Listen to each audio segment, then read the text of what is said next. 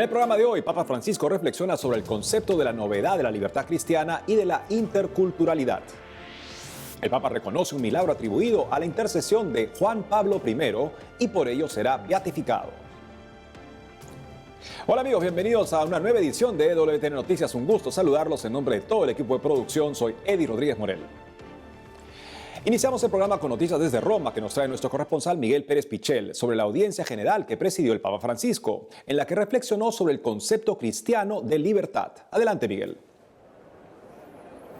Hola amigos, ¿cómo están? Un saludo desde Roma. Durante la audiencia general de este miércoles 13 de octubre, el Papa Francisco dedicó su catequesis a reflexionar sobre el concepto cristiano de libertad. Con la muerte y resurrección de Jesucristo, la humanidad quedó liberada de la esclavitud del pecado y de la muerte. Así lo explicó el Papa Francisco durante la audiencia general que celebró en el aula Pablo VI del Vaticano. El pontífice destacó la novedad de vida que supone el concepto de libertad cristiano, que abre a la humanidad a acoger a cada pueblo y cultura, y al mismo tiempo abre a cada pueblo y cultura a una libertad más grande. Hoy reflexionamos sobre una consecuencia de la libertad que hemos recibido de Cristo, que nos lleva a acoger a todos los pueblos y culturas y al mismo tiempo hace capaces a esos mismos pueblos y culturas de abrirse a Él, a Jesús. Acoger la fe no supone renunciar en su esencia a las propias raíces, a las propias tradiciones, sino solo a lo que obstaculiza la novedad y pureza del Evangelio. En su catequesis, el Papa Francisco también explicó en qué consiste el concepto cristiano de inculturación, un concepto que está íntimamente ligado a la idea de libertad. El Santo Padre explicó que el concepto cristiano de libertad tiene consecuencias claras en el concepto cristiano de inculturación. El Papa aseguró que la libertad obtenida de la muerte y resurrección del Señor no entra en conflicto con las culturas, con las tradiciones, sino que más bien introduce en ellas una libertad nueva, una novedad liberadora, la del Evangelio. Este es el verdadero sentido de la inculturación, que podamos anunciar a Cristo Salvador respetando lo bueno y auténtico que existe en cada cultura y en cada sociedad, considerando también su continua evolución. La libertad de la fe cristiana es dinámica y el don que hemos de custodiar nos exige que vivamos esa libertad en un peregrinaje continuo, orientados hacia la plenitud que todos estamos llamados a alcanzar. Saludo cordialmente a los fieles de lengua española. Los animo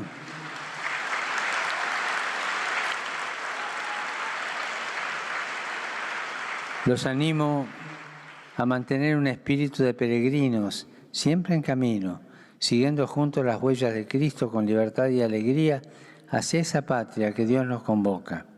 Que el Señor los bendiga a todos. Muchas gracias. Por el momento esta es toda la información desde Roma. Informó para EWTN Noticias Miguel Pérez Pichel. Gracias por la información, Miguel.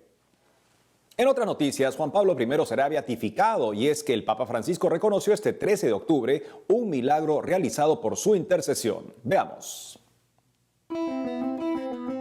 El Papa Francisco reconoció este miércoles 13 de octubre un milagro atribuido a la intercesión del venerable siervo de Dios Juan Pablo I, por lo que será beatificado.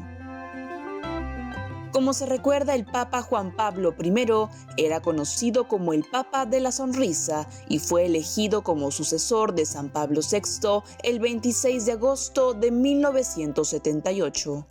En esa línea, el milagro realizado por intercesión del también llamado Papa Luciani es la curación de una mujer de Buenos Aires, Argentina.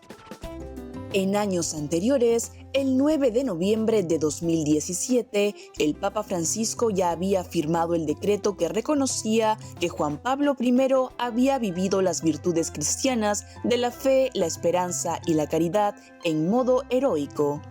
Como se sabe, el reconocimiento de las virtudes heroicas es un paso largo y complejo dentro del proceso de beatificación, porque también se estudia de manera detallada la vida del candidato. En este sentido, al ser reconocida la intercesión de Juan Pablo I en la realización de un milagro, se podrá proceder ahora a beatificarlo. Cabe recordar que Albino Luciani, por su nombre de pila, nació el 17 de octubre de 1912 en la localidad de Canale di Agordo, en Italia. El pontificado de Juan Pablo I comenzó el 3 de septiembre de 1978 y duró tan solo 33 días, uno de los más breves en la historia de la Iglesia, debido a su fallecimiento un 28 de septiembre de 1978 a causa de un infarto en el Palacio Apostólico del Vaticano.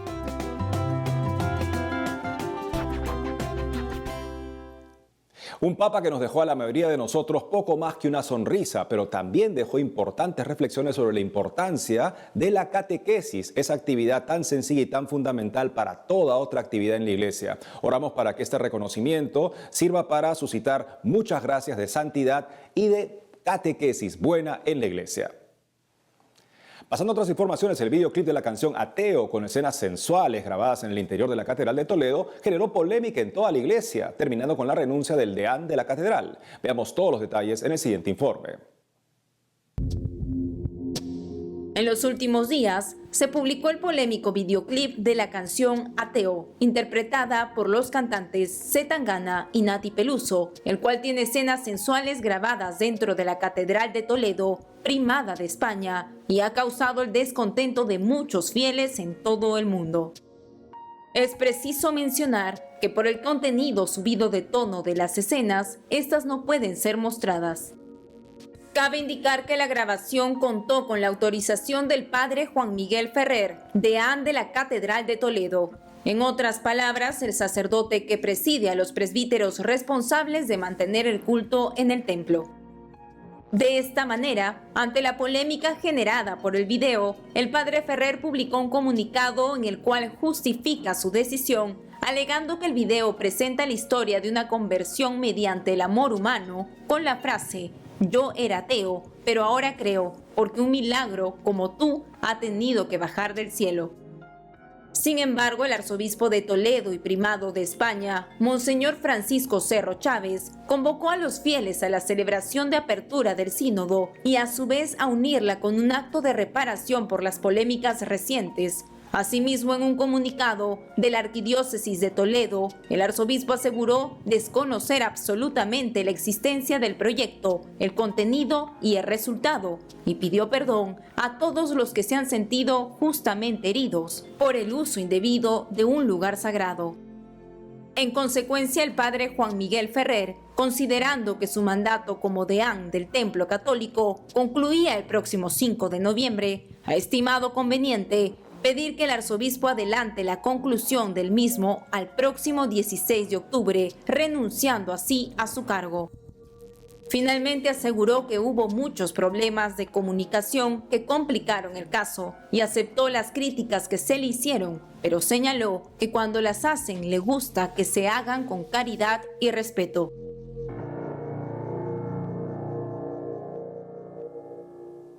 Lamentable lo que ha sucedido, que esto sirva de lección para ser más cautelosos.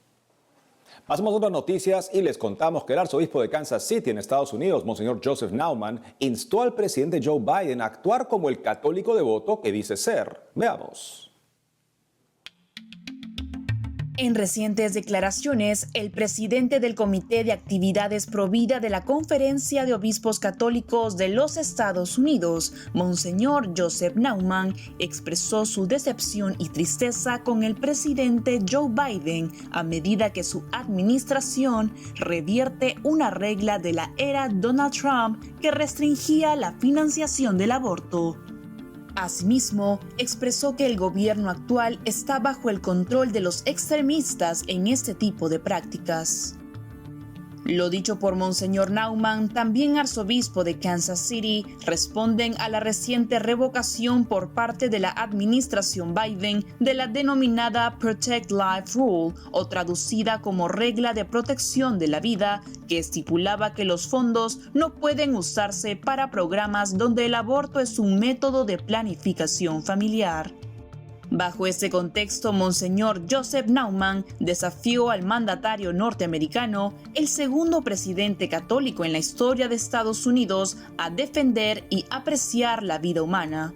De igual forma, el prelado señaló que, tomando en cuenta que al presidente Joe Biden le gusta presentarse como un devoto católico, lo instaría a actuar como tal, especialmente en los asuntos de la defensa de la vida, para que permita que su fe realmente alimente su conciencia y sus decisiones, y que éstas no sean definidas por la plataforma de su partido político. En otras informaciones, el presidente de la Pontificia Comisión para la Protección de Menores, Cardenal Sean O'Malley, expresó su dolor y pidió perdón a quienes han sufrido abusos en Francia en las últimas décadas tras un reciente informe publicado. Hace unos días, el cardenal Sean O'Malley, presidente de la Pontificia Comisión para la Protección de Menores y arzobispo de Boston en Estados Unidos, expresó su dolor y pidió perdón a quienes han sufrido abusos en Francia en las últimas décadas. Las declaraciones del purpurado se dieron en el marco de la reciente publicación del informe de la Comisión Independiente sobre los Abusos Sexuales en la Iglesia Católica en Francia, el cual evaluó la amplitud del fenómeno de las agresiones sexuales y la violencia contra los menores a partir de 1950, y es una nueva llamada de atención a la Iglesia de todo el mundo para que la salvaguardia y la protección de los niños y los adultos vulnerables sea de máxima prioridad. En esta línea, Monseñor O'Malley destacó que desde la Pontificia Comisión para la Protección de Menores están comprometidos con la defensa enérgica de los derechos de los supervivientes y con la educación para la prevención de los abusos, la transparencia, la responsabilidad y la tolerancia cero, y añadió que queda un largo camino por recorrer para hacer frente a los abusos en la Iglesia y en la sociedad. Finalmente, el cardenal recalcó que la Iglesia en Francia ha dado los primeros pasos necesarios con este informe para hacer frente a los abusos sexuales. Amigos, tenemos que ir a una pausa, pero al regresar, peregrinación mariana en España culmina en monumento al Sagrado Corazón tras recorrer miles de kilómetros. Además, ¿sabías que San Maximiliano Kolbe fundó una brigada de bomberos? Te traeremos todos los detalles. Ya retornamos con más noticias de la Iglesia en el mundo.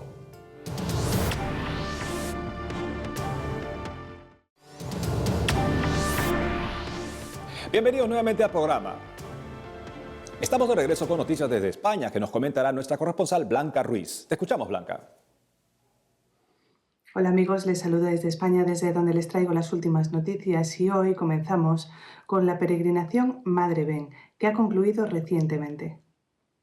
Se trata de una peregrinación que ha recorrido España desde el pasado 1 de mayo, cuando comenzó en la Basílica del Pilar, en Zaragoza, y se clausuró el 12 de octubre en el Cerro de los Ángeles, situado en el centro de España, y en donde se encuentra un precioso monumento al Sagrado Corazón de Jesús.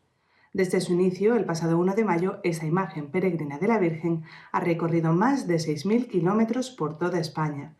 El Cerro de los Ángeles es un lugar especialmente importante en España porque allí se encuentra un monumento al Sagrado Corazón de Jesús, que es una réplica mejorada de una primera imagen que fue fusilada durante la Guerra Civil. Y seguimos en España, donde 14 niños que fueron rescatados del aborto fueron bautizados recientemente. Monseñor Juan Antonio Reg Pla, obispo de Alcalá de Henares, en España, bautizó a los pequeños que fueron rescatados cuando sus madres acudían a abortar. Desde la Asociación Rescatadores San Juan Pablo II recordaron algunas de las historias de esos pequeños y sus madres que decidieron decir sí a la vida a pesar de las dificultades. Este evento es especialmente importante ahora en España porque se está debatiendo una propuesta de ley que pretende criminalizar a los provida que se sitúen en las cercanías de las clínicas de aborto. De salir adelante esta propuesta de ley, los provida podrían enfrentar penas de cárcel de entre 3 meses a 1 año o trabajos en beneficio a la comunidad de entre 31 días a 80 días.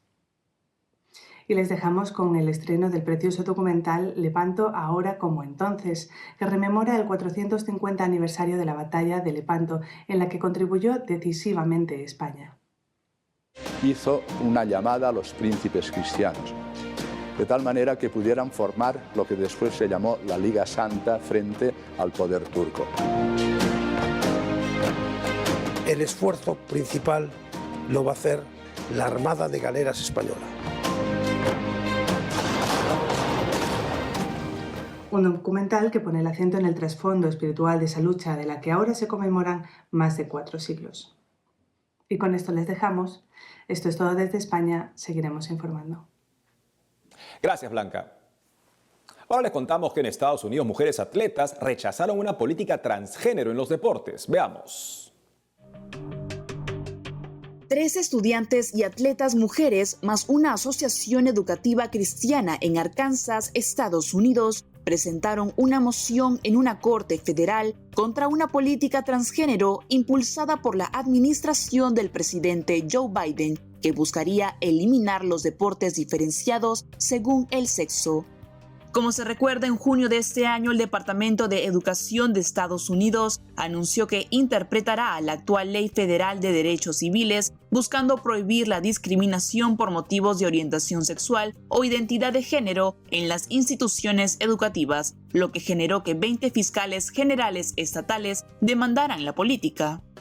En ese contexto, la reciente moción presentada por las 3 atletas y estudiantes mujeres y la Asociación Internacional de Escuelas Cristianas en Arkansas argumenta que el título 9, la Política Federal de Derechos Civiles que prohíbe la discriminación sexual en las actividades educativas financiadas por el gobierno federal, estaba específicamente hecha para garantizar que las niñas y los niños tuvieran las mismas oportunidades en los deportes. En ese sentido, el texto señala que las atletas merecen la oportunidad de competir en un campo de juego seguro y equitativo, y advierten que la nueva política, realizada por orden ejecutiva, eliminaría los deportes femeninos y las oportunidades para las mujeres que el título 9 pretendía proteger.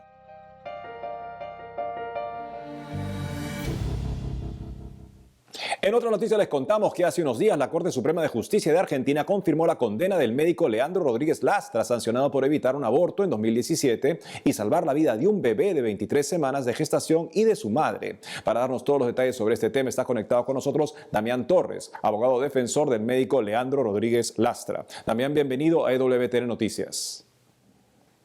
Hola, ¿qué tal? Bueno, es un gusto estar con ustedes. Saludo a toda la gente de allí del canal y a la gente que está viendo.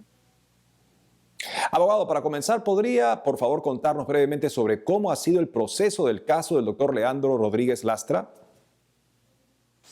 Bueno, fue un proceso que, como todos saben, inició en el año 2017. En aquel entonces todavía no teníamos ni la primera discusión sobre la ley de aborto en Argentina, que fue en el año 2018, y mucho menos la que fue sancionada el año pasado, en 2020, ¿no?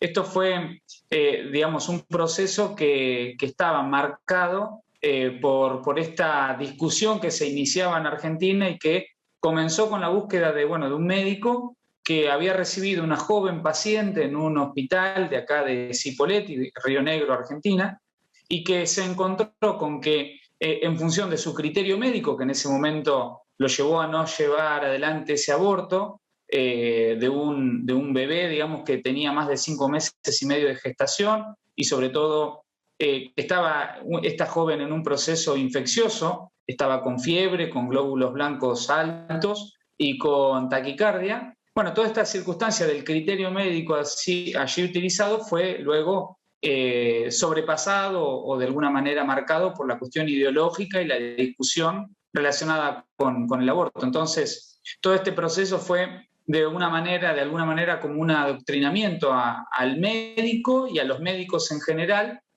para empezar a instalar esta situación con relación al aborto, ¿no? De hecho, a tal punto esto fue así que se ha mirado demasiado sobre el hecho en concreto y sobre esta decisión en aquel entonces de no continuar con el aborto, pero poco se ha hablado de que llegamos a un caso donde hay una mujer que fue salvada su vida y que hay un bebé que nació y está con vida, ¿no? Y que hoy es un ser humano que va creciendo y que vive en el mismo lugar que nos encontramos nosotros.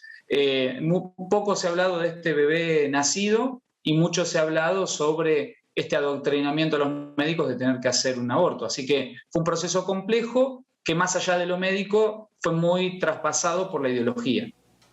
En ese sentido, ¿cuál ha sido la condena final que se le ha dado al médico y qué es lo que sigue después de esta decisión? Bueno, lo que se le dio hasta aquí es una condena de pena en suspenso, se llama, que no va a ir a la cárcel Rodríguez Lastra, sino que tiene que cumplir con pautas de conducta y no se le permite trabajar como médico en el ámbito público. Sí puede seguir ejerciendo como médico en el ámbito privado.